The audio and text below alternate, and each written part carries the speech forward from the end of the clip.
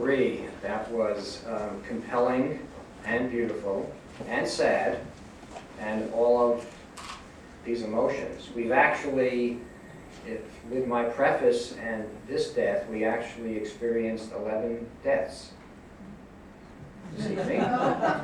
So that may be a good night for some of us. It depends on what our field is in medicine. But there are many, many lessons here to take away. And what we thought we would do now is just have a little bit of an open discussion, answer questions. Please ask questions of the actors, of Steve, anything at all that anyone would like to express or express a feeling. Yes, thank you. I was wondering what came first, or did it all come together? The music, the art, or the poetry? All together. Mishmash.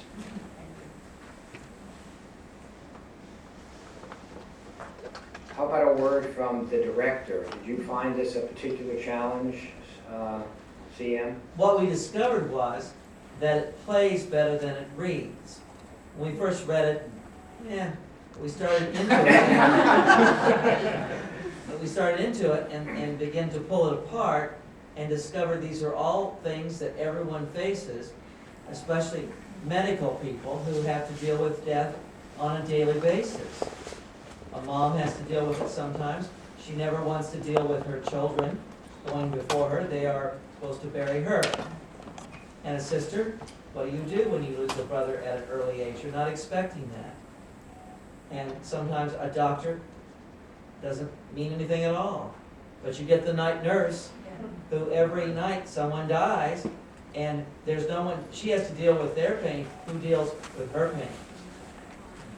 So it was a very interesting piece, and today was the first time we heard this beautiful music. That Yes. he's so multi-talented. Yes. I can't write a thing. I direct and act, but I can't write anything, and I'm so in admiration of anyone who can write something, much less music and lyrics also. So, and I think one of the neatest things about this whole exercise is that Stanford allowed Stephen, who created this piece, to actually see it live and do it. So Stanford needs to get their thank yous for allowing or giving him the money and so forth to do a project like this. Because all through your life, sometimes, I have an idea, I have a novel, I have a play, I have a song in me. But to actually execute it is thrilling. Yes.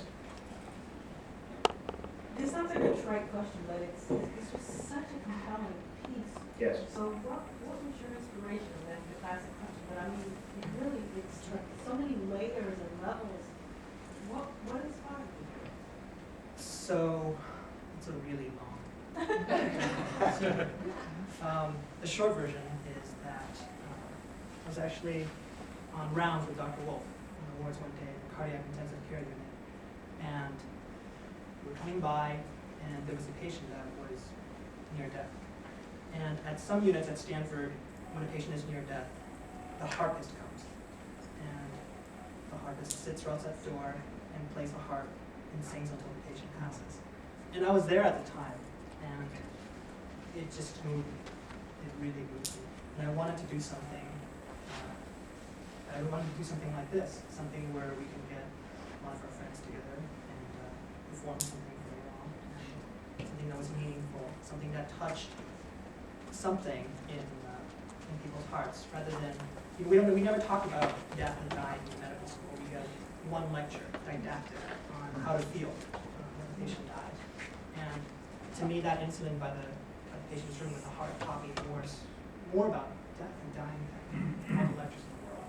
So I wanted to convey that through music, through art, through acting, and hopefully I was able to do that. The short version is that I had to do it for my concentration. That's the short version. It's my graduation requirement. Dr. Schaefer, did you want to say something? Sure.